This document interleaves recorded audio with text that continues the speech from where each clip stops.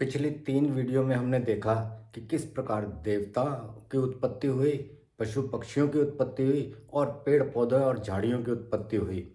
आज की वीडियो में हम देखेंगे कि दानवों की उत्पत्ति कैसे हुई और ये भी देखेंगे कि जो अल्लाह है इस्लाम में, वो जो काम कर रहा है वही काम कश्यप ऋषि किस प्रकार करते हैं। नमस्ते सनातनी बंधुओं। अल्लाह सर्वोच्च सत्ता है इस्लाम में और वही पेड़ पौधों की सारी मखलूक़ात की सृष्टि करता है। 4 दिन में ये सब बना देता है वो, 2 दिन में पृथ्वी, उसके बाद आकाश इत्यादि बनाता है। परंतु कश्यप ऋषि ईश्वर से कितने स्तर दूर जाकर हैं। आप देखिए, ईश्वर ने सबसे पहले जल बनाया, उसमें अपना तेज निक्षेपित करके एक हिरण्यगर्भ की स्थापना की, अर्थात एक ऐसा अंडा जो सैकड़ों हजारों सूर्य और चंद्रमा की रोशनी के बराबर था। और उसमें फिर आदित्य उत्पन्न होते हैं, आदित्य से मार्तंड और मार्तंड से ब्रह्मा, ब्रह्मा के फिर पुत्र, पुत्र में से एक मरीचि, मरीचि में से एक पुत्र उनके कश्यप, कश्यप की 13 पत्नियां। तो ये 7 स्तर दूर कश्यप ऋषि भी अपनी पत्नी के सहयोग से ये सब कर रहे हैं। उनकी एक पत्नी अदिति जहाँ देवता उत्पन्न करती है, वहीं अल्लाह फरिश्ते पैदा कर रहा है। इसी प्रकार दूसरी स्त्री दिति और दनु, इनके सहयोग से कश्यप ऋषि विभिन्न प्रकार के दानवों की उत्पत्ति करते हैं और वहीं जिन आदि की उत्पत्ति अल्लाह कर रहा है। यानी एक तरफ देवता और दानव ऋषि अपनी पत्नियों के सहयोग से उत्पन्न कर रहे हैं, वहीं अल्लाह फरिश्ते और जिन बना रहा है। तो यहाँ पर देखते हैं कि उनकी सर्वोच्च सत्ता और हमारे ऋषि लगभग बराबर ही हो गए। अब देखते हैं दिति, जो कि ईर्ष्या भाव से थी। आपने पिछली वीडियो में देखा होगा कि देवताओं से शत्रु भाव रखने के कारण दिति चाहती थी कि उनके ऐसे पुत्र हों जो देवताओं से भी ज़्यादा पराक्रमी हों। प्राचीन काल में दिति के हिरण्याक्ष, हिरण्याकश्यप और सौदामिनी, ये 3 पुत्र पुत्रियां हुए। सौदामिनी वही जो आपने देखा होगा मेघों में तड़ित, यानी बिजली होती है, उसे ही सौदामिनी कहते हैं।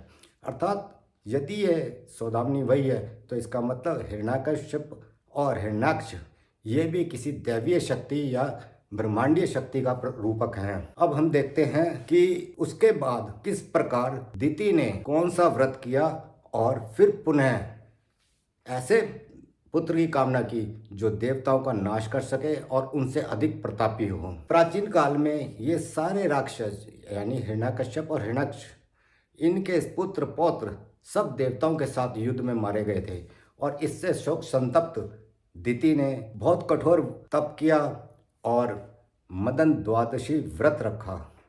यहाँ मदन वही हैं यानी कामदेव। तो उनका व्रत रखने के बाद उनके पास ये कश्यप ऋषि और अन्य ऋषि आते हैं। तो वो इस प्रकार उनका शोक तो दूर हो जाता है, परंतु ईर्ष्या भाव नहीं जाता। तो वो चाहती हैं कि किसी प्रकार वो अपने पति कश्यप से एक ऐसा पुत्र प्राप्त करे जो बहुत बलशाली हो, देवताओं से भी अधिक पराक्रमी हो। तो कश्यप ऋषि कहते हैं कि मैं ऐसा पुत्र आपको दूंगा, पर आप उससे पहले पुत्रेष्टि यज्ञ कीजिए। तिथि आप स्तंभ नामक एक ऋषि के पास जाती हैं और उनसे ये यज्ञ करवाती हैं। जब ये यज्ञ पूर्ण हो जाता है तो कश्यप ऋषि गर्भाधान करते हैं और उन्हें कहते हैं कि आप 100 वर्षों तक तपोवन में रहना, और कई कंडीशंस लगा देते हैं कि यदि आपका पुत्र ऐसा होना चाहिए तो इन बातों का ध्यान रखना, जैसे किसी वृक्ष के मूल पर ना बैठना, बाल खुले ना रखना, नदी में प्रवेश करके स्नान ना करना। ऐसी कई कंडीशंस लगा देते हैं, तभी तुम्हारा पुत्र इतना बलशाली और प्रतापी होगा। इतनी सारी कंडीशन, 100 वर्षों तक इस प्रकार तपोवन में रहना, वो इन सब बातों का बड़ा ध्यान रखती है। परंतु जब 100 वर्ष होने पर सिर्फ 3 दिन शेष रह जाते हैं तो इंद्र, उनको पता लग चुका था ऐसा कुछ होने वाला है जो उनका वध करेगा, ऐसा कोई पुत्र प्राप्त करने के लिए उनकी सौतेली माँ ने ऐसा व्रत लिया है। तो वो क्या करते हैं, इस अपनी दिति के पास आते हैं और उनकी सेवा करने लग जाते हैं। और एक दिन होता ऐसा ही है कि दिति बिना पैर धोए जमीन पे इसी प्रकार सो जाती है, बाल खोलकर। बस इंद्र को इसी अवसर की तलाश थी और वो उनके उदर में प्रविष्ट हो जाते हैं। ये सारा वर्णन मत्स्य पुराण के 7वें अध्याय में है। 7वां अध्याय यानी कि आदि सर्ग का 7वां अध्याय। और जब इंद्र उनके उदर में पहुंच जाते हैं तो वह भ्रूण की 7 टुकड़े कर देते हैं अपने वज्र से, और वो 7 टुकड़े रोने लगते हैं। सूरज के तेज के बराबर वो शिशु बन जाते हैं और वो रोते हैं। तो इंद्र उन्हें कहते हैं मत रो मत रो, परंतु वो रोते रहते हैं। तो वो फिर उनके 7 और टुकड़े कर देते हैं। इस प्रकार वो 49 टुकड़े हो जाते हैं। 49 टुकड़े होने के बाद भी वो रोते रहते हैं। तो इंद्र सोचते हैं कि ये श्री कृष्ण के पूजन के कारण ही ये अवध्य हैं, अर्थात इनका वध नहीं हो सकता। अब यहाँ एक बात ध्यान देने योग्य है कि मरुत कब पैदा हो रहे हैं, यानी श्री कृष्ण के बाद। श्री कृष्ण कौन है ये मैं आपको बाद में बताऊंगा, और वेदों में उनके बारे में क्या कहा गया है और किसने उन्हें दानव कहा है। हाँ, आगे की कहानी जानने के लिए थोड़ा रुकिए और जरा वीडियो को लाइक कर दीजिए। अगर चैनल पे नए हैं तो सब्सक्राइब भी कर दीजिए। तो इस प्रकार दिति के वो 49 पुत्र पैदा होते हैं और इंद्र अपनी माता दिति से क्षमा मांगते हैं और कहते हैं कि ये भी हमारे समान यानी देवताओं के समान यज्ञों में भाग पाएंगे।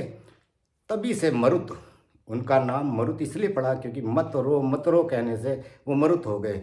और इंद्र अपनी माता को और उन मरुतों को लेकर स्वर्ग चले जाते हैं। तभी से ये मरुत जो हैं इंद्र के साथ रहते हैं, हर युद्ध में उनके सहायक होते हैं। अब हम देखते हैं कि ये तो दानवों की बात होगी, परंतु यहाँ तो दानव उत्पन्न होने के बाद इंद्र के सहयोगी हो गए। और कौन कौन से दानव हुए थे इसका जिक्र अगली वीडियो में करूँगा। परंतु जैसा मैंने कहा था कि मैं बताऊँगा कि कृष्ण को दानव किसने कहा। ऋग्वेद के 8वें मंडल के 96वें सूक्त में ऐसा वर्णन आता है कि इसका भाष्य सैन ने किया है, और उन्होंने इसका सैन मेरे को लगता है कि कुछ गलत तरीके से कर दिया कि कृष्ण एक नदी के किनारे बैठे हैं अपने 1000 योद्धाओं के साथ, और इंद्र उनको मरुतों को कहते हैं कि इनके साथ युद्ध करो, इन पे अटैक कर दो। जबकि इस मंत्र में, इन मंत्रों में ऐसा बताया गया कि इंद्र हैं क्या। इंद्र वर्षा चक्र हैं, यानी हमारे पर्यावरण में जो समुद्र से या नदियों से जल सूर्य की शक्ति के कारण आसमान की ओर जाता है, आकाश की ओर जाता है, और वहाँ मरुत यानी कि विभिन्न प्रकार की वायुओं के संग प्रभाव से वो संघनित होता है और काले बादल बन जाते हैं। ये जो काले बादल हैं ये कृष्ण हैं, और जब उनका संघनन होता है तो उसमें जब बूंदें बनने लगती हैं वो 1000 बूंदें कृष्ण के सैनिक और मरुतों को जो आदेश दिया जाता है कि इनका वध कर दो, तो वो एक प्रकार का दबाव है वायु का। वायु के दबाव के कारण वो बूंदें बनती हैं और नीचे गिरती हैं। और इंद्र का वज्र क्या है, आपने देखा होगा, बिजली जो चमकती है बादलों के बीच में, वही इंद्र का वज्र है। तो ऋग्वेद के अंदर इंद्र और कृष्ण वो नहीं हैं जो पुराणों में इंद्र और कृष्ण हैं। तो यहाँ पर सायण ने इंद्र को देवता कहा और कृष्ण को दानव कहा कि ये दानव हैं जो अपने 1000 सैनिकों के साथ हैं। वो 1000 सैनिक और कोई नहीं, वर्षा की बूंदें हैं। तो ये वर्षा चक्र को समझाने के लिए ऋग्वेद में ये वर्णन किया गया है। कुछ लोग इनको सीधा सीधा इंद्र को पुराणों वाले इंद्र के माफिक समझ लेते हैं और इसे समझते हैं कि वही इंद्र है जो अप्सराओं के साथ स्वर्ग में रहता है। परंतु वेदों में जो इंद्र है वो अलग है, पुराणों में अलग है। इसी प्रकार बात की जो कहानियाँ कृष्ण के ऊपर हुई हैं, उनकी बहुत सारे विवाह हुए, ये सब हुआ, ये कथाएं हैं जो बाद में आई हैं। परंतु जो वेदों में कृष्ण है उनका वर्णन मैं पहले भी एक वीडियो में कर चुका हूँ, आप वो देख सकते हैं। मेरी एक सीरीज रही है इसके ऊपर। तो अब आपने देखा कि ईर्ष्या भाव के कारण दिति ने दैत्य उत्पन्न किए, उसी प्रकार अल्लाह ने जिन्न उत्पन्न किए थे।